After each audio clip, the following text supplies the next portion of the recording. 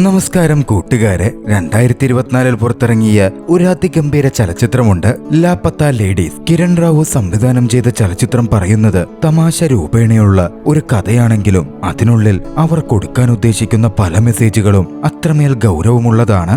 നിങ്ങൾ ഈ ചലച്ചിത്രത്തിന്റെ സംഗ്രഹം കേൾക്കുന്നുണ്ടെങ്കിലും ഓരോ ഡയലോഗിനും ഏറെ പ്രാധാന്യമുള്ള ഈ ചലച്ചിത്രം നെറ്റ്ഫ്ലിക്സിൽ നിന്നോ മറ്റേതെങ്കിലും വഴിയിലോ കാണണം എന്ന് തന്നെയാണ് എനിക്ക് നിർദ്ദേശിക്കാനുള്ളത്. ദീപക് എന്നു പേരുള്ള ഉത്തരേന്ത്യൻ ഗ്രാമത്തിലെ ഒരിടത്ത് ജീവിക്കുന്ന ഒരു യുവാവ് മറ്റൊരു ഗ്രാമത്തിൽ നിന്ന് വിവാഹം കഴിച്ച് തന്റെ നാട്ടിലേക്ക് ഭാര്യയുമായി വരികയാണ്. ട്രെയിനിലാണ് വരവ്. അതേ ട്രെയിനിനകത്ത് അത്തരത്തിൽ വിവാഹം കഴിഞ്ഞു പോകുന്ന മറ്റു ചില കപ്പിൾസും ഉണ്ടായിരുന്നു. ചില പ്രത്യേക സാഹചര്യങ്ങൾ കൊണ്ട് തന്റെ സ്റ്റേഷനിൽ എത്തിയപ്പോൾ തന്റെ ഭാര്യ എന്ന് കരുതി ദീപക് വിളിച്ചിറക്കി കൊണ്ടുവരുന്നത് അതേ കമ്പാർട്ട്മെന്റിൽ യാത്ര ചെയ്തിരുന്ന മറ്റൊരാളുടെ വധുവിനെയാണ്. ഇതൊന്നും അറിയാതെ ദീപകിന്റെ ഭാര്യയാകട്ടെ ട്രെയിനിലിരുന്ന് ഉറങ്ങിപ്പോവുകയും ചെയ്തിരുന്നു. ശിരോവസ്ത്രം അണിഞ്ഞിരുന്നതുകൊണ്ട് ഇറങ്ങിയ വധുവിന് താൻ തന്റെ ഭർത്താവിന്റെ ഒപ്പമാണ് ഇറങ്ങുന്നത് എന്ന തോന്നലുമായിരുന്നു ഉണ്ടായത്. വീട്ടിലെത്തിയപ്പോഴാണ് തന്റെ കൂടെ വന്നിരിക്കുന്നത് മറ്റാരോവാണ് എന്ന് ദീപക് തിരിച്ചറിയുന്നത്. ഇതേ സമയം ദീപകിന്റെ ഭാര്യയായ ഫൂൽകുമാരിയാകട്ടെ അല്പം മാറി ദൂരെയൊരു സ്റ്റേഷനിൽ ചെന്നിറങ്ങി. ഒരു ഗ്രാമത്തിൽ ഒതുങ്ങി ജീവിച്ച ഉത്തരേന്ത്യൻ പെൺകുട്ടിയായ ഫൂൽകുമാരിക്ക് ഭർത്താവിന്റെ ഗ്രാമവും അദ്ദേഹത്തിന്റെ വീടും എവിടെയാണ് എന്നുപോലും വ്യക്തമായി അറിവുണ്ടായിരുന്നില്ല. ഫൂൽകുമാരി ആകെ പെട്ടുപോകുന്നു. ദീപക് ആകട്ടെ തന്റെ ഭാര്യയെ അന്വേഷിക്കാനും ആരംഭിക്കുന്നു. പക്ഷെ ദീപകിന്റെ ഒപ്പം ഇറങ്ങി വന്ന വധുവായിട്ടുള്ള പുഷ്പ എന്ന പേര് പറഞ്ഞ സ്ത്രീക്ക് മറ്റു ചില ഗൂഢലക്ഷ്യങ്ങൾ ഉണ്ടായിരുന്നു. പിന്നീട് എന്തൊക്കെ സംഭവിക്കുന്നു എന്നതാണ് ഏറെ രസകരമായ ഈ ചലച്ചിത്രത്തിന്റെ കഥ. വിശദമായ കഥയിലേക്ക് കടക്കുന്നതിന് മുമ്പ് സിനിമാ കഥകൾ കേൾക്കാൻ ഇഷ്ടപ്പെടുന്ന പുതിയ കൂട്ടുകാരുണ്ടെങ്കിൽ നമ്മുടെ ചാനൽ ഒന്ന് സബ്സ്ക്രൈബ് ചെയ്യണേ. കൂട്ടുകാർക്ക് ഷെയർ ചെയ്തു കൊടുക്കുകയും കമന്റ് ചെയ്യുകയും ലൈക്ക് ചെയ്യുകയും ചെയ്യൂ. കഥ ആരംഭിക്കുന്നത് കുറച്ച് വിവാഹാനുബന്ധ ചടങ്ങുകളോടെയാണ്. തന്റെ ഗ്രാമത്തിൽ നിന്നും കുറച്ച് അകലെയുള്ള ഒരു ഗ്രാമത്തിൽ നിന്നും ദീപക് കുമാർ എന്ന യുവാവ് ഫൂൽകുമാരി എന്ന പെൺകുട്ടിയെ വിവാഹം ചെയ്യുന്നു. വിവാഹത്തിന് ശേഷം ദീപകിന്റെ കുടുംബം നേരത്തെ തന്നെ അവരുടെ നാട്ടിലേക്ക് മടങ്ങിപ്പോയിരുന്നു. പക്ഷേ ഫൂൽകുമാരിയുടെ മുത്തശ്ശി ഫൂൽകുമാരിയുടെ വിവാഹം കഴിഞ്ഞാൽ അവരവിടെ തങ്ങി അവിടുത്തെ അമ്പലത്തിൽ പോകണം എന്ന് നേർച്ച നടത്തിയിരുന്നു. അതിനെ തുടർന്ന് 2 ദിവസം അവരവിടെ തുടരുകയായിരുന്നു. 2 ദിവസത്തിന് ശേഷം അവർ ദീപകിന്റെ വീട്ടിലേക്ക് മടങ്ങുകയാണ്. ആദ്യം സ്കൂട്ടറിലും പിന്നീട് കടത്തുതോണിയിലും അവിടെ നിന്ന് ബസ്സിലും പിന്നീട് ട്രെയിനിലുമായിട്ടായിരുന്നു അവരുടെ യാത്ര. ഫൂൽകുമാരിയുടെ ഗ്രാമം എത്രയേറെ ഉൾഗ്രാമത്തിലാണുള്ളത് എന്നത് വ്യക്തമാക്കാനും കൂടിയാണ് അത്രയും കാര്യങ്ങൾ പറഞ്ഞു വെക്കുന്നത്. യാത്രാമധ്യേ ബസ്സിൽ തിരക്കായതുകൊണ്ട് ഫൂൽകുമാരി ധരിച്ചിരുന്ന സ്വർണങ്ങൾ ഒരു സെക്യൂരിറ്റി പർപ്പസിന് എന്ന പോലെ ദീപക് ചോദിച്ചു വാങ്ങി കെട്ടി തന്റെ കീശയിൽ സൂക്ഷിച്ചു വെക്കുന്നുണ്ട്. അവർ ട്രെയിനിൽ കയറുന്നത് പോലും കൃത്യമായൊരു സ്റ്റേഷനിൽ നിന്നുമല്ല, ഇടയ്ക്ക് ട്രെയിൻ നിർത്തുന്ന ഇടത്തു നിന്ന് പോലുമായിരുന്നു. വർഷം 2001 അതിൻ്റെതായ ഉൾനാടൻ ഗ്രാമങ്ങളിലെ പരിമിതികളും പൂർണ്ണമായും വ്യക്തമാകുന്നു. ദീപക്കും ഫൂൽകുമാരിയും ട്രെയിൻ കയറി കഴിഞ്ഞതും ട്രെയിനിനകത്തും നല്ല തിരക്കായിരുന്നു. അവർ കയറിയ കമ്പാർട്ട്മെന്റിൽ അവരെപ്പോലെ തന്നെ വിവാഹം കഴിഞ്ഞ് മടങ്ങുന്ന മറ്റു കുറച്ച് ആളുകളുമുണ്ട്. ഒരു തരത്തിൽ ഫോലിനൊരു സീറ്റ് സംഘടിപ്പിച്ച് ദീപക് കൊടുത്തു. ശേഷം അവനവിടെ നിൽക്കാനും ആരംഭിച്ചു. അതേ കമ്പാർട്ട്മെന്റിലായിരുന്നു പ്രദീപ് എന്ന പയ്യനും കുടുംബവും വിവാഹം കഴിഞ്ഞ് മടങ്ങുന്നുണ്ടായിരുന്നത്. പ്രദീപിന്റെ ഭാര്യയും പ്രദീപിനടുത്തിരിക്കുന്നുണ്ടായിരുന്നു.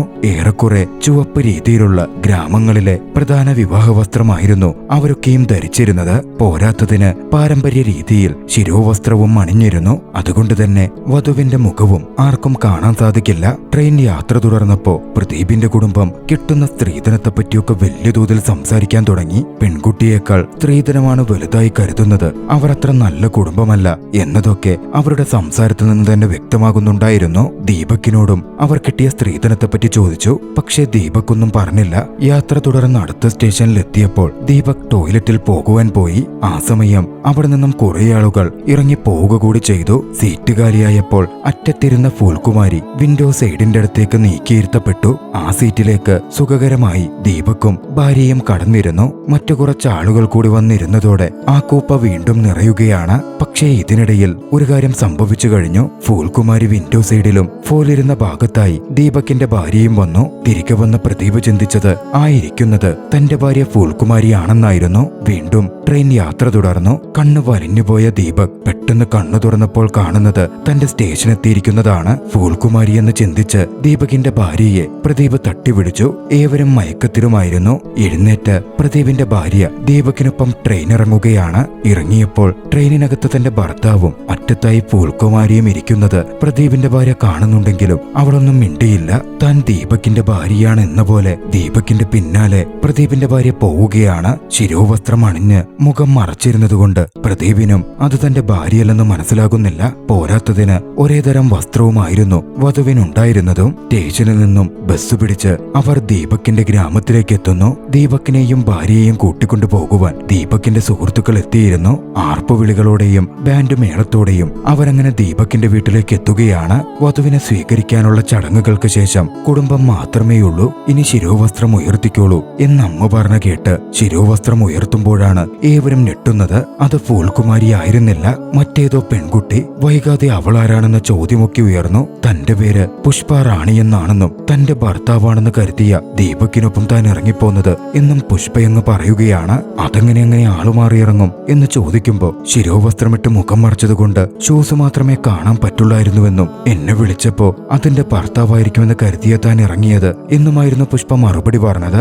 ദീപക് തലയിൽ കൈവച്ചിരുന്നുപോയി. എത്ര വലിയ തെറ്റാണ് താൻ ചെയ്തിരിക്കുന്നത്. തന്റെ ഭാര്യയെ നഷ്ടപ്പെടുത്തിയിരിക്കുന്നു. പാവം ഫൂൽകുമാരി. ഗ്രാമത്തിന്റെ അഡ്രസ് പോലും അവൾക്കറിയില്ല. അവൾ എങ്ങനെ തന്നെ കണ്ടെത്തും? ഇപ്പോ എവിടെയായിരിക്കും? ദീപക് ആകെ അങ്കലാപ്പിലായി. ദീപകിന്റെ അച്ഛനാണേൽ അവനെ ഒരുപാട് കുറ്റപ്പെടുത്തുകയും ചെയ്തു. ഒടുവിൽ ദീപകും കൂട്ടുകാരും ഫൂൽകുമാരിയെ തിരിഞ്ഞ് നേരെ സ്റ്റേഷനിലേക്ക് പോകുന്നു. പുഷ്പാറാണി തൽക്കാലം ദീപകിന്റെ ചേടത്തിയുടെ മുറിയിൽ നിൽക്കട്ടെ എന്നും ദീപകിന്റെ അമ്മ പറയുകയാണ്. ഇതിനിടയിൽ അവർ ഭർത്താവിന്റെ പേര് പുഷ്പയോട് ചോദിച്ചു. ഗ്രാമത്തിലെ സ്ത്രീകൾ പൊതുവെ ഭർത്താവിന്റെ പേര് വിളിക്കുന്നതും പറയുന്നതും മോശം കാര്യമായിട്ടാണ് കരുതുന്നത്. എന്ത് വിട്ടിത്തരാ ചോദിക്കണേ, ആരും അങ്ങനെ പേര് പറയില്ല എന്നമ്മ വിലക്കിയപ്പോൾ ഉടൻ പുഷ്പാറാണി പങ്കജ് എന്നൊരു പേര് പറഞ്ഞു. പുഷ്പാറാണി കളവാണ് പറയുന്നത് എന്ന് നമുക്ക് വ്യക്തമാകുന്നുണ്ടെങ്കിലും ദീപകിന്റെ വീട്ടുകാർക്ക് പുഷ്പ പേര് പറഞ്ഞത് അതിശയകരമായാണ് തോന്നിയിരുന്നത്. ദീപക് സ്റ്റേഷനിലേക്ക് എത്തിയെങ്കിലും അവിടൊന്നും ഫൂൽകുമാരിയെ കണ്ടെത്താൻ സാധിച്ചില്ല. ട്രെയിൻ പോയി കഴിഞ്ഞിരുന്നു. മറുവശത്ത് ഉറക്കത്തിലായിരുന്ന ഫൂൽകുമാരി ആരോ തട്ടിവിളിച്ചപ്പോൾ എഴുന്നേൽക്കുകയാണ്.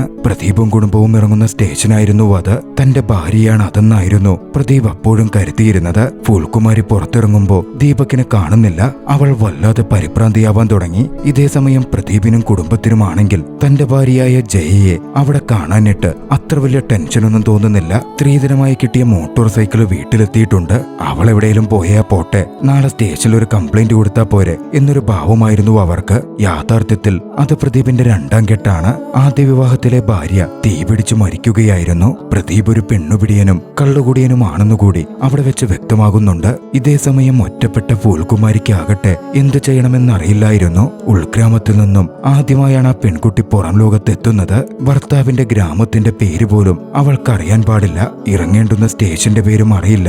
റിക്ഷക്കാരെയും സ്റ്റേഷനിലെ ആളുകളെയും ഒക്കെ കണ്ട് അവൾ ഭയപ്പെടുന്നുണ്ട്. ഒടുവിൽ സ്റ്റേഷനിലെ ബാത്റൂമിനകത്തായിരുന്നു അന്ന് രാത്രി മുഴുവൻ അവൾ കഴിച്ചുകൂട്ടിയത്. മറുവശത്ത് ദീപകിന്റെ വീട്ടിലുണ്ടായിരുന്ന പുഷ്പ എന്ന പേരിൽ അവരോട് കള്ളം പറഞ്ഞ ജയയാകട്ടെ രാത്രിയിൽ ആരും കാണാതെ പുറത്തിറങ്ങി ജയയുടെ ഫോണെടുത്ത് അതിലെ സിമ്മ് കത്തിച്ചു കളഞ്ഞു. എന്തൊക്കെയോ ഗൂഢലക്ഷ്യങ്ങൾ അവൾക്കുണ്ടെന്നു വ്യക്തം. പിറ്റേന്ന് ബാത്റൂമിലിരുന്ന് ഉറങ്ങിപ്പോയിരുന്ന ഫൂൽ കണ്ണു തുറക്കുകയാണ്. അവളപ്പോൾ ഉണ്ടായിരുന്നത് പട്ടീല സ്റ്റേഷനിലായിരുന്നു. ആ സമയം അവളുടെ അടുത്തേക്ക് കാലില്ലാത്തൊരു പിച്ചക്കാരൻ വണ്ടിയുരുട്ടി വരികയാണ്. അത് കണ്ട് ഫൂൽകുമാരി പേടിച്ചോടി. അവളെത്തുന്നത് പൊക്കക്കുറവുള്ള ചോട്ടു എന്ന വ്യക്തിയുടെ അടുത്താണ്. അബ്ദുൽ എന്ന കാലില്ലാത്ത പിച്ചയെടുക്കുന്ന ആ വ്യക്തിയും ചോട്ടുവും സുഹൃത്തുക്കളാണ്. അവരെ പേടിപ്പിക്കല്ലേ എന്ന് ചോട്ടു പറഞ്ഞു. ശേഷം ഫൂൽകുമാരിയോട് അബ്ദുൽ ഒരു പാവമാണെന്നും ചോട്ടു വ്യക്തമാക്കുകയാണ്. ഫൂൽകുമാരിയോട് സംസാരിച്ച് ചോട്ടു കാര്യങ്ങൾ ചോദിച്ചറിയുന്നു. എങ്ങോട്ട് പോകണമെന്നറിയാതെ സ്റ്റേഷനിൽ പെട്ടുപോയതാണ് അവളെന്ന് ചോട്ടു തിരിച്ചറിയുകയാണ്. അതോടെ അവളെ സഹായിക്കാം എന്നേറ്റ ചോട്ടു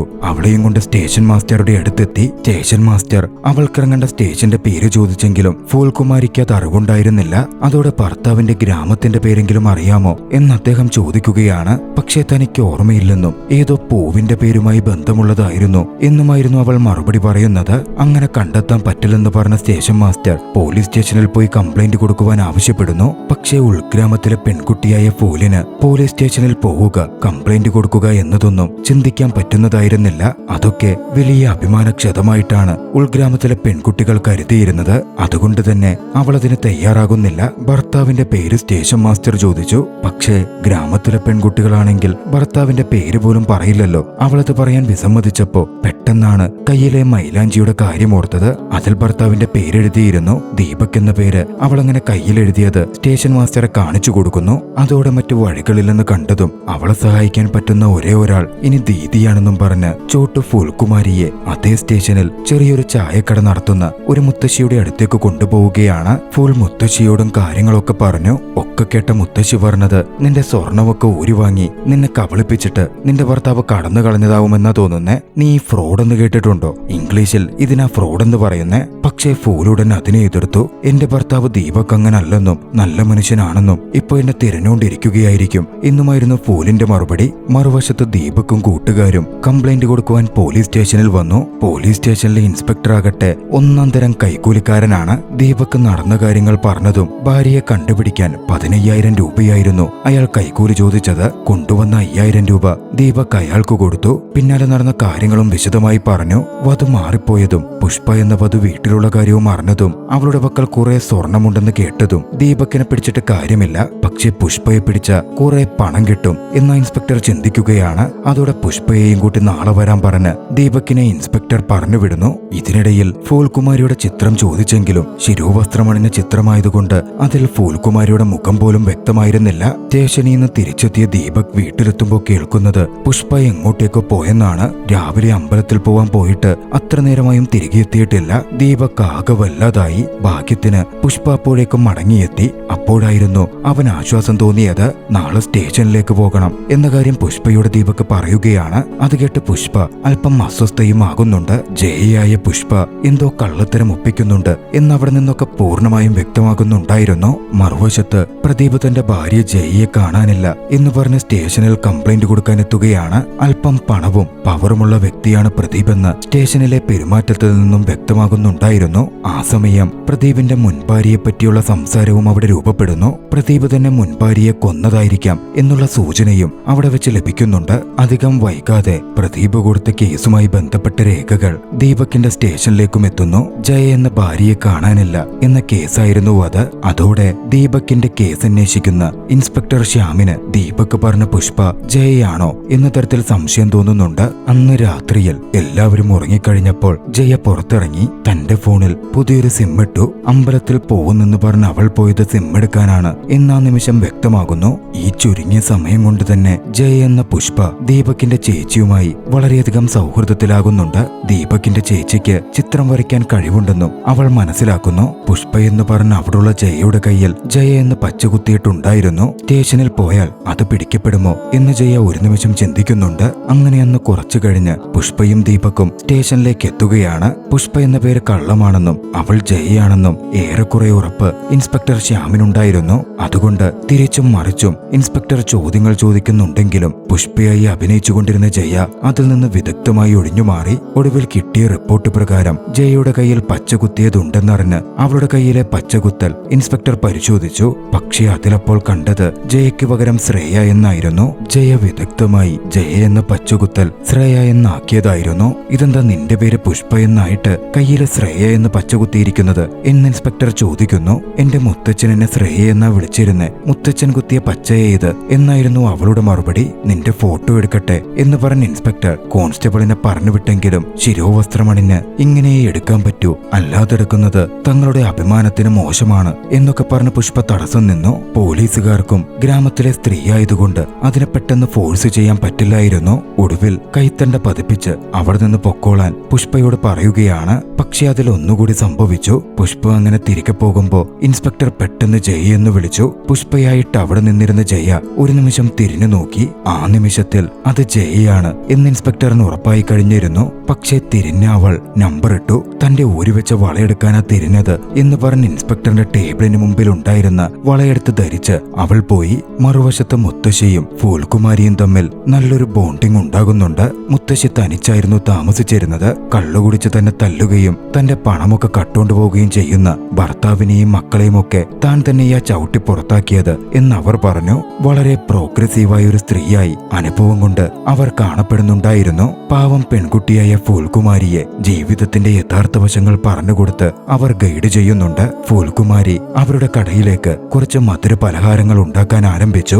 അവരുടെ കടയിലെ ജോലിക്കാരിയുമായി മാറി. ദിവസങ്ങൾ മുമ്പോട്ട് നീങ്ങാൻ ആരംഭിച്ചു. ഇതിനിടയിൽ ജയയിടയ്ക്ക് പുറത്തു പോവുകയും ആരെയോ ഫോൺ വിളിക്കാൻ ശ്രമിക്കുകയും തന്റെ സ്വർണം വിറ്റ് പണം വാങ്ങി ആ പണം ആർക്കോ അയച്ചു കൊടുക്കുകയും വസ്ത്രങ്ങൾ വാങ്ങുകയും ഒക്കെ ചെയ്യുന്നുണ്ടായിരുന്നു. പോലീസ് ഇൻസ്പെക്ടർ ശ്യാമും കോൺസ്റ്റബിളും ജയയെ ഫോളോ ചെയ്തു. ജയയുടെ ഫോട്ടോ എടുക്കാൻ ശ്രമിച്ചു. പുഷ്പ തന്നെയാണ് ജയയെന്ന് അവർക്ക് വ്യക്തമാകുന്നുണ്ടെങ്കിലും അത് സ്ഥാപിക്കാൻ പറ്റിയ തെളിവുകൾ കിട്ടുന്നുണ്ടായിരുന്നില്ല. ഫോട്ടോയിൽ ഒന്നിൽ പോലും അവർക്ക് ജയയുടെ മുഖം പതിന് ലഭിച്ചില്ല. അന്നൊരു ദിവസം ജയ എന്ന പുഷ്പ ദീപകിന്റെ വയലിൽ നിൽക്കുകയാണ്. അങ്ങോട്ടേക്ക് മനോഹർ എന്ന അവന്റെ കൂട്ടുകാരൻ കടന്നു വന്നു. മനോഹറിന് കണ്ട മാത്രയിൽ അവളെ ഇഷ്ടപ്പെട്ടിരുന്നു. അവളോട് അവൻ സംസാരിച്ചു. മനോഹർ ഒരു പ്രസ് നടത്തുകയാണ്. അവളുമായുള്ള സംസാരത്തിൽ നിന്ന് തന്നെ പുഷ്പ പഠിച്ച പെൺകുട്ടിയാണ് എന്ന് മനോഹർ മനസ്സിലാക്കുന്നുണ്ട്. ആ സമയത്താണ് ദീപകിന്റെ അച്ഛൻ വന്ന് പ്രാണിശല്യം കൂടുതലാ, കീടനാശിനി അടിക്കണം എന്ന് പറയുന്നത്. പെട്ടെന്ന് പുഷ്പ താൻ പഠിച്ച ഓർഗാനിക് ഫാമിംഗിൽ നിന്നും അതിനുവേണ്ട ഒരു സൊല്യൂഷൻ അവർക്ക് പറഞ്ഞുകൊടുത്തു. അതൊക്കെ പുഷ്പയ്ക്ക് എങ്ങനെ അറിയാം എന്നവർക്ക് അതിശയം തോന്നിയിരുന്നു.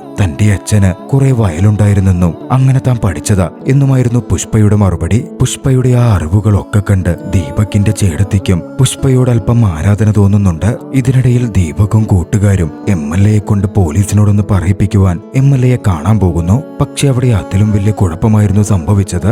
MLA ദീപകിന്റെ ഭാര്യയെ എതിർ പാർട്ടിക്കാർ തട്ടിക്കൊണ്ടുപോയതാണെന്ന് ആരോപിക്കുകയും ദീപകിന്റെ ഭാര്യയുടെ പേര് ജ്യോതി എന്നാണ് എന്നൊക്കെ പറയുകയും ചെയ്തു. ദീപക് തിരുത്താൻ ശ്രമിച്ചെങ്കിലും MLA അതൊന്നും ചെവികൊണ്ടില്ല. അങ്ങനെ വെളുക്കാൻ തേച്ചത് പാണ്ടായി. ഇതിനിടയിൽ പുഷ്പ ഒളിപ്പിച്ചു വെച്ചിരുന്ന ഫോൺ ദീപകിന്റെ ചേടത്തിയുടെ മകന്റെ കയ്യിൽ പെട്ടു. അവന് ഗെയിം കളിക്കാൻ കൊടുക്കാം എന്ന് പറഞ്ഞ് അവനെ പുഷ്പ മയക്കിയെടുക്കുകയാണ്. ഫോണിന്റെ കാര്യം മറ്റാരോടും പറയരുത് എന്നും അവൾ പ്രത്യേകം അവനോട് എടുത്തു പറഞ്ഞു. ഗെയിം കളിക്കാൻ കിട്ടുമെന്നറിഞ്ഞതും ആ കുട്ടിയും അതിന് സമ്മതിച്ചു. ആ സമയത്താണ് അവിടുത്തെ ബെഡിനടിയിൽ നിന്നും ദീപകിന്റെ ചേടത്തി വരച്ച ചേടത്തിയുടെ ഭർത്താവിന്റെ ഫോട്ടോ പുഷ്പ കാണുന്നത്. പുഷ്പ ചേടത്തിയെ അതിനഭിനന്ദിച്ചു. ഇനിയും ഒരുപാട് വരയ്ക്കണം എന്ന് പറഞ്ഞ് പ്രചോദനം നൽകി. ജയ എന്ന പുഷ്പയുടെ പുരോഗമന ചിന്തകൾ അവൾ ചേടത്തിയിലേക്കും ഒന്നടങ്കം ആ കുടുംബത്തിലെ സ്ത്രീകളിലേക്കും പകർന്നു കൊടുക്കുന്നുണ്ടായിരുന്നു. അതൊക്കെ അവർക്ക് പുതുമയുള്ളതാണെങ്കിലും സന്തോഷത്തോടെ അവർ ആ ചിന്തകളെ ഉൾക്കൊള്ളാനും സ്വീകരിക്കാനും തുടങ്ങി. അന്ന് രാത്രിയിൽ ദുഃഖിതനായ ദീപക് കൂട്ടുകാരോടൊപ്പം മദ്യപിച്ചു. ഫൂൽകുമാരിയെ പറ്റിയുള്ള സംസാരം അവർക്കിടയിൽ വാക്കുതർക്കം ഉണ്ടാക്കുകയും ദീപക് വീട്ടിലേക്ക് തിരികെ പോരുകയും ചെയ്തു. അന്ന് രാത്രിയിൽ ജയ അവിടെ നിന്ന് കടന്നു പോവാനുള്ള ശ്രമത്തിലായിരുന്നു. വീട്ടിലേക്ക് കള്ളുകുടിച്ചു വന്ന ദീപക് വീഴുന്ന കണ്ട് പുഷ്പയായ ജയ അവനെ പിടിച്ചെഴുന്നേൽപ്പിച്ച് റൂമിൽ കൊണ്ടുപോയി കിടത്തുകയാണ്. ഫൂലെന്ന് കുറ്റബോധത്തോടെ അപ്പോഴും ദീപക് പറഞ്ഞുകൊണ്ടേയിരിക്കുന്നുണ്ടായിരുന്നു. താനാണല്ലോ ഇതിനൊക്കെ കാരണം എന്ന് ആ നിമിഷം ജയ ചിന്തിക്കുന്നുണ്ട്. അതിനൊരു സൊല്യൂഷൻ കാണണം എന്ന് ചിന്തിച്ച് അവൾ രക്ഷപ്പെട്ടു പോവാതെ അവിടെ തുടരാൻ തീരുമാനിക്കുന്നു. അടുത്ത ദിവസം ചേടത്തി തന്റെ മകന്റെ ചിത്രം ജയക്ക് വരച്ചു കൊണ്ടുപോയി കാണിച്ചു കൊടുക്കുകയാണ്. അങ്ങനാണേൽ ചേച്ചിക്ക് ഫൂൽകുമാരിയെയും വരയ്ക്കാൻ സാധിക്കുമല്ലോ എന്ന് ചിന്തിച്ച ജയ ഫൂൽകുമാരിയുടെ ചിത്രം വരച്ചു നൽകാൻ ചേച്ചിയോട് ആവശ്യപ്പെടുന്നു. ചേടത്തി അങ്ങനെ അത് വരച്ചവൾക്ക് കൊടുക്കുകയാണ്. ദീപകിന്റെ കൂട്ടുകാരൻ മനോഹറുടെ സഹായത്തോടെ അവൾ അത് മുഴുവൻ പ്രിന്റ് എടുത്തു. സ്റ്റേഷനിലും മറ്റുമൊക്കെ വിതരണം ചെയ്യാൻ തുടങ്ങി. പക്ഷേ ഇതിനിടയിൽ മറ്റൊന്നുകൂടി സംഭവിക്കുകയായിരുന്നു. ജയയുടെ ശിരോവസ്ത്രം അണിയാത്ത ചിത്രം പ്രദീപിന്റെ സ്റ്റേഷനിൽ നിന്നും ഇൻസ്പെക്ടർ ശ്യാമിന്റെ കയ്യിലെത്തി. പുഷ്പ തന്നെയാണ് ജയെന്നറിഞ്ഞതും അവർ ജയയെ അറസ്റ്റ് ചെയ്യാനെത്തി. ജയയുടെ കള്ളക്കളികളും പുഷ്പ എന്ന കള്ളപ്പേരും അടക്കം വെളിപ്പെടുത്തി ജയ ഒരു മോഷ്ടാവാണ് എന്നൊക്കെ ആരോപിച്ച് ജയയെ അവർ അറസ്റ്റ് ചെയ്ത് കൊണ്ടുപോവുകയാണ്. ഇതൊക്കെ കേട്ട് ദീപക്കും കുടുംബവും ആകെ ഞെട്ടുകയും തകരുകയും ചെയ്യുന്നുണ്ട്. താൻ എന്തിനാ ഇതൊക്കെ ചെയ്തത്, തന്റെ അവസ്ഥ എന്താണ് എന്നൊക്കെ ജയ പലവരും പറയാൻ ശ്രമിക്കുന്നുണ്ടെങ്കിലും ആരും അത് കേൾക്കാൻ തയ്യാറായില്ല. പോലീസുകാർ ജയയെ അറസ്റ്റ് ചെയ്ത് കൊണ്ടുപോയി. തന്നെ പ്രദീപിനൊപ്പം അയക്കരുത് എന്ന് ജയ അപേക്ഷിച്ചെങ്കിലും ഇൻസ്പെക്ടർ ശ്യാം അത് കേട്ടില്ല. ഇൻസ്പെക്ടർ അടുത്ത സ്റ്റേഷനിലേക്ക് വിളിച്ചു പറഞ്ഞു ജയയെ ഇവിടെ കിട്ടിയിട്ടുണ്ടെന്നും കൂട്ടിക്കൊണ്ട് പൊക്കോളാനും. അടുത്ത ദിവസം ദീപകിന്റെ സുഹൃത്ത് മനോഹർ വീട്ടിലേക്ക് എത്തുമ്പോഴാണ് ഫൂൽകുമാരിയെ തിരയാൻ ചേടത്തിയെ കൊണ്ട് ഫൂൽകുമാരിയുടെ ഫോട്ടോ വരപ്പിച്ച് പ്രിന്റ് ചെയ്ത് എല്ലായിടത്തും ജയയും മനോഹറും വിതരണം ചെയ്ത കാര്യം അവർ അറിയുന്നത്. അതുവരെ പോലീസ് പറഞ്ഞ പോലെ ജയ ഒരു മോഷ്ടാവാണെന്നും ഫൂൽകുമാരിയെ അവർ കടത്തിയതാണെന്നും ഒക്കെയായിരുന്നു അവർ കരുതിയിരുന്നത്. അന്ന് അതേസമയം മറുവശത്ത് പട്ടീല സ്റ്റേഷനിൽ ഒരാൾ ആ കാണാനില്ല എന്ന പോസ്റ്ററുമായി എത്തുന്നു. ഫൂൽകുമാരിയുടെ ഫോട്ടോ പതിപ്പിച്ച ആ പോസ്റ്റർ വഴി ഫൂൽകുമാരിയുടെ ഭർത്താവിന്റെ ഗ്രാമത്തിന്റെ പേരടക്കം അവർ മനസ്സിലാക്കുകയാണ്. അതിലുണ്ടായിരുന്ന നമ്പറിൽ സ്റ്റേഷൻ മാസ്റ്ററുടെ സഹായത്തോടെ അവർ വിളിക്കുന്നുണ്ടെങ്കിലും ആരും കോൾ എടുക്കുന്നുണ്ടായിരുന്നില്ല. അതോടെ സ്റ്റേഷൻ മാസ്റ്ററും അവരെല്ലാവരും കൂടി ഫൂൽകുമാരിയെ ദീപകിന്റെ ഗ്രാമമുള്ള സ്റ്റേഷനിലേക്ക് അടുത്ത ട്രെയിനിൽ കയറ്റി അയക്കുകയാണ്. വികാര നിർഭരമായി അവരോടൊക്കെ യാത്ര പറഞ്ഞ് ഫൂൽകുമാരി ട്രെയിനിൽ ആ സ്റ്റേഷനിലേക്ക് യാത്ര തിരിക്കുന്നു. ഇതേ സമയം ജയയെ പറ്റി വിവരങ്ങൾ അറിഞ്ഞതും ജയ തയ്യാറാക്കിയ ഫൂൽകുമാരിയുടെ പോസ്റ്ററൊക്കെയായി ദീപക്കും കൂട്ടുകാരും സ്റ്റേഷനിലേക്ക് എത്തിയിരുന്നു. ജയ അങ്ങോട്ടേക്ക് കൂട്ടിക്കൊണ്ടുവരപ്പെട്ടു. അവിടെ വെച്ച് എന്തിനാണ് ജയ ട്രെയിനിൽ നിന്നും ആളുമാറി ഇറങ്ങിയത് എന്നതടക്കം ചോദിക്കപ്പെടുകയാണ്. ജയ തന്റെ കഥ പറഞ്ഞു. പഠനത്തിൽ ജയക്ക് വളരെ വലിയ താല്പര്യമായിരുന്നു. +2 കഴിഞ്ഞതും ഓർഗാനിക് ഫാമിംഗിൽ ഉപരിപഠനം നടത്തണം എന്നവൾ ആഗ്രഹിച്ചിരുന്നു. +2 അവൾ ഉന്നത മാർക്ക് വാങ്ങി. ഡെറാഡൂണിൽ പഠിക്കാൻ വേണ്ട സൗകര്യങ്ങളും കാര്യങ്ങളും അവൾ അറേഞ്ച് ചെയ്തുകൊണ്ടിരുന്നു. പക്ഷേ അപ്പോഴാണ് വിവാഹം വരുന്നത്. സ്ഥലവും മറ്റും വിറ്റ് വലിയ സ്ത്രീധന തുക സംഘടിപ്പിച്ച് അമ്മ അവളുടെ വിവാഹം നടത്താൻ തുനിഞ്ഞു. എത്ര എതിർത്തെങ്കിലും വിവാഹം ഒഴിവാക്കാൻ അമ്മ തയ്യാറായില്ല. ഭർത്താവ് പഠിപ്പിച്ചോളും എന്നൊക്കെ പറഞ്ഞ അമ്മ അവൾ വിവാഹത്തിന് സമ്മതിച്ചില്ലെങ്കിൽ ആത്മഹത്യ ചെയ്യുമെന്ന് പറഞ്ഞ് ഭീഷണിപ്പെടുത്തി. വിവാഹം നടന്നു. വിവാഹ സമയത്താണ് പ്രദീപിന്റെ മുൻ ഭാര്യയുടെ കാര്യമൊക്കെ അവൾ അറിയുന്നത്. മാത്രമല്ല സ്ത്രീധനം കണക്ക് പറഞ്ഞ് മേടിച്ച് സ്ത്രീധനപ്പണം കുറഞ്ഞതിന് വിവാഹ വേദിയിൽ വെച്ചുപോലും അവളുടെ അമ്മയെ അപമാനിച്ച് സംസാരിച്ച പ്രദീപ് അവളെ പഠിക്കാൻ അയക്കില്ല എന്നതും അവൾക്ക് ഉറപ്പായി കഴിഞ്ഞിരുന്നു. തന്റെ വിധി ഇതാണ് എന്ന് കരുതി ട്രെയിനിൽ അവർക്കൊപ്പം പോകുമ്പോഴാണ് ആളുമാറി ദീപക് ഇറങ്ങുവാൻ അവളെ വിളിക്കുന്നത്. മുമ്പിലെത്തിയ അവസരം വേണ്ടെന്ന് വെക്കുവാൻ അവൾക്ക് സാധിച്ചില്ല. ദീപക്കിനൊപ്പം അറിഞ്ഞുകൊണ്ട് അവൾ ഇറങ്ങി. ശേഷം അവിടെ തങ്ങിക്കൊണ്ട് പഠനകാര്യത്തിനു വേണ്ടിയുള്ള ഫീസുകൾ അടയ്ക്കുകയും അങ്ങോട്ടേക്ക് പോവാനുള്ള ടിക്കറ്റ് അടക്കം എടുക്കുകയും അവൾ ചെയ്യുകയായിരുന്നു. പക്ഷേ ഫൂൽകുമാരിയുടെ അവസ്ഥയും ദീപകിന്റെ അവസ്ഥയും ഓർത്തതും പോവാൻ ശ്രമിച്ച അവൾ അവിടെ തുടർന്ന് ദീപകിന്റെ ഭാര്യയെ കണ്ടെത്താൻ ശ്രമിച്ചു. അതുകൊണ്ടാണ് അവളിപ്പോൾ പോലീസിന്റെ പിടിയിലായതും. എല്ലാം കേട്ടതും ദീപകിനും അവിടെയുള്ള പല പോലീസുകാർക്കും ജയയോട് സഹതാപം തോന്നുന്നുണ്ട്. പെട്ടെന്ന് ഓർത്തെടുത്ത് ജയ പറഞ്ഞു, പോസ്റ്ററിൽ എന്റെ നമ്പറൊക്കെ കൊടുത്തിരുന്ന് എന്റെ ഫോണിലേക്ക് വല്ല കോൾ വന്നു എന്ന് നോക്കൂ. അത് കേട്ടതും ദീപകിനും ഇൻസ്പെക്ടറിനുമൊക്കെ ഒരു ഉഷാറ് വരികയാണ്. പിടിച്ചെടുത്ത് ജയയുടെ മൊബൈൽ ഫോൺ അവർ നോക്കി. അതിൽ 12 മിസ് കോൾ ഉണ്ടായിരുന്നു. ആ നമ്പറിലേക്ക് ഉടനടി ഇൻസ്പെക്ടർ തിരിച്ചു വിളിച്ചു. സ്റ്റേഷൻ മാസ്റ്റർ ഫോൺ എടുത്തു. ഫൂൽകുമാരി അവിടെ ഉണ്ടായിരുന്നുവെന്നും ഫൂൽകുമാരിയെ അവിടുത്തെ സ്റ്റേഷനിലേക്ക് കയറ്റിവിട്ടിട്ടുണ്ടെന്നും സ്റ്റേഷൻ മാസ്റ്റർ പറയുകയാണ്. ബാറ്ററി തീർന്ന അപ്പോഴേക്കും ഫോൺ കട്ടായിരുന്നു. അതോടെ ദീപകിനോട് മറ്റും സ്റ്റേഷനിലേക്ക് പോകുവാൻ ഇൻസ്പെക്ടർ പറയുന്നു. ജയയെ അവിടെ അങ്ങനെ വിട്ടു പോകുവാൻ ദീപകിന് മനസ്സ് വരുന്നുണ്ടായിരുന്നില്ല. എന്നിരുന്നാലും മനോഹർ അവിടെ തുടരാമെന്ന് പറഞ്ഞതും ജയ അവനോട് പോയി നോക്കാൻ പറഞ്ഞതും ദീപക്കും കുറച്ച് കൂട്ടുകാരും സ്റ്റേഷനിലേക്ക് പുറപ്പെടുകയാണ്. പോകുന്ന വഴിയിൽ ദീപക് സൈക്കിളിൽ നിന്ന് വീഴുന്നൊക്കെ ഉണ്ടെങ്കിലും അവൻ എഴുന്നേറ്റോടി. ഒടുവിൽ സ്റ്റേഷനിൽ വെച്ച് തന്റെ പ്രിയപ്പെട്ട ഫൂൽകുമാരിയെ ദീപക് കണ്ടെത്തുകയാണ്. നിറക്കണ്ണുകളോടെ സന്തോഷത്തോടെ അവരിരുവരും ഓടിയെടുത്തു, കെട്ടിപ്പിടിച്ചു. ശേഷം ഫൂൽകുമാരിയെയും കൂട്ടി ദീപക് വീട്ടിലേക്ക് തിരികെ പോരുന്നു. മറുവശത്ത് പ്രദീപും കൂട്ടുകാരും ചേർന്ന് ജയയെ കൂട്ടിക്കൊണ്ടുപോവാൻ സ്റ്റേഷനിലെത്തിയിരുന്നു. പ്രദീപിനൊപ്പം പോകുവാൻ ജയ ഒരുക്കമായിരുന്നില്ല. പക്ഷേ കേസ് ഒതുക്കി തീർക്കുവാൻ ഇൻസ്പെക്ടർ ശ്യാം പ്രദീപിന്റെ അടുത്തു നിന്നും പണം വാങ്ങുകയാണ്. പണം കിട്ടിയതും ജയയെ പ്രദീപിന്റെ മുമ്പിലേക്ക് പോലീസുകാർ കൊണ്ടുവന്നു. പിന്നാലെ എഴുന്നേറ്റ പ്രദീപ് പോലീസുകാരുടെ മുമ്പിൽ വെച്ച് തന്നെ ജയയെ തല്ലുകയാണ്. അവളുടെ സ്വർണം അയാളെടുത്ത് പോക്കറ്റിലേക്കുമിട്ടു. തന്റെ സ്വർണമാണ് അതെന്നൊക്കെ ജയ പറഞ്ഞെങ്കിലും സ്ത്രീധനം കിട്ടിയ അത് കെട്ടിയോന്റെയാണ് എന്നൊക്കെ അയാൾ പറയുന്നുണ്ടായിരുന്നു. ജയക്കൊരു വിലയും കൊടുക്കാതെ ജയയെ അവിടെ നിന്ന് പ്രദീപ് കൂട്ടിക്കൊണ്ടുപോവാൻ നോക്കുന്നു. പക്ഷെ പെട്ടെന്ന് ഇൻസ്പെക്ടർ പ്രദീപിനെ വിളിച്ചു നിർത്തി. ശേഷം പറയാൻ തുടങ്ങി, മേഡം ഓടിപ്പോയി. നിങ്ങൾ കേസ് ഫയൽ ചെയ്തു, ഞാൻ കണ്ടെത്തി, മേഡത്തെ തിരികെ ഏൽപ്പിച്ചു. ആ കേസ് കഴിഞ്ഞു. ഇതിപ്പോ മേഡത്തിന് നിങ്ങളുടെ കൂടെ വരാൻ താല്പര്യമില്ലെങ്കിൽ നിങ്ങൾക്ക് അവരെ കൊണ്ടുപോകാൻ പറ്റില്ല. അത് അടുത്ത കേസാണ്. മാത്രമല്ല മേഡം പ്രായപൂർത്തിയായ വ്യക്തിയാണല്ലോ, സ്വയം തീരുമാനമെടുക്കുകയും ചെയ്യാം. ബലം പ്രയോഗിച്ച് അവരെ ഇവിടെ നിന്ന് കൊണ്ടുപോകാൻ സാധിക്കില്ല. പണം വാങ്ങിയിട്ട് ഇൻസ്പെക്ടർ ഇങ്ങനെ മലക്കം മറിയുന്നത് പ്രദീപിനെ ദേഷ്യം പിടിപ്പിച്ചു.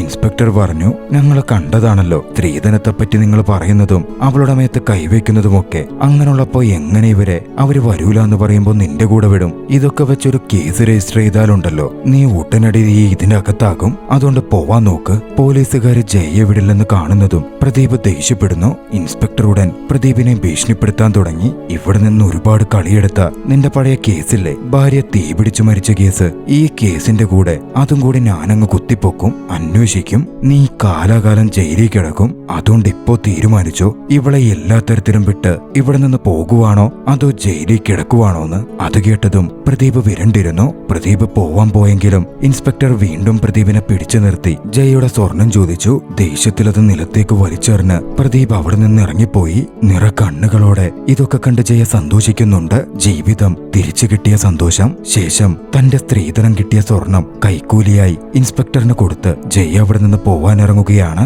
പക്ഷെ ഇൻസ്പെക്ടർ അത് സ്വീകരിച്ചില്ല. ജയ ജയക്ക് മടക്കി കൊടുത്തുകൊണ്ട് നന്നായി പഠിക്കണം എന്ന് ജയയോട് പറഞ്ഞു. ഒരു നിമിഷം ചിരിയോട് ചിന്തിച്ച ജയ പ്രദീപിട്ട് വളയും മാലയും ഇത് തന്റേതല്ലെന്ന് പറഞ്ഞ് ഇൻസ്പെക്ടറിന് ഊരി നൽകി. ശേഷം തിരികെ വീട്ടിലേക്ക് നടന്നു. ഫൂൽകുമാരി വീട്ടിലെത്തിയ വിവരം സ്റ്റേഷനിലേക്കും വിളിച്ചറിയിക്കപ്പെട്ടിരുന്നു. ചോട്ടുവും മുത്തശ്ശിയും എല്ലാവരും ഏറെ സന്തോഷിച്ചു. കുറച്ച് നാളുകൾക്ക് ശേഷം ജയ തന്റെ ഉപരിപഠനത്തിന് ദീപകിന്റെ വീട് വിട്ട് ഡെറാഡൂണിലേക്ക് പോവുകയാണ്. ദീപകിന്റെ കുടുംബം തന്നെ ജയയെ യാത്രയാക്കാൻ എത്തിയിരുന്നു. ഏവരോടും സ്നേഹം പങ്കിട്ട് ഇടയ്ക്കൊക്കെ തന്റെ കുടുംബമായി കണ്ട് അങ്ങോട്ടേക്ക് തിരിച്ചു വരുമെന്ന് വാക്കുപറഞ്ഞ് ജയ തന്റെ സ്വപ്നങ്ങളിലേക്കുള്ള യാത്ര തുടങ്ങുന്നു. ആ ദൃശ്യങ്ങളോടെ ചലച്ചിത്രം അവസാനിക്കുകയാണ്. മികച്ച ഈ ചലച്ചിത്രം നിങ്ങൾക്കിഷ്ടമായെങ്കിൽ വീഡിയോ ലൈക്ക് ചെയ്യുക. അഭിപ്രായങ്ങളും നിർദ്ദേശങ്ങളും കമന്റുകളിൽ രേഖപ്പെടുത്തുക. കഴിയുമെങ്കിൽ ചാനൽ സബ്സ്ക്രൈബ് ചെയ്തും കൂട്ടുകാർക്ക് ഷെയർ ചെയ്തു കൊടുത്തും ഞങ്ങളെ സപ്പോർട്ട് ചെയ്യുക. അടുത്ത എപ്പിസോഡിൽ മറ്റൊരു മികച്ച ചലച്ചിത്രവുമായി നമുക്ക് കണ്ടുമുട്ടാം. അതുവരെ ബൈ.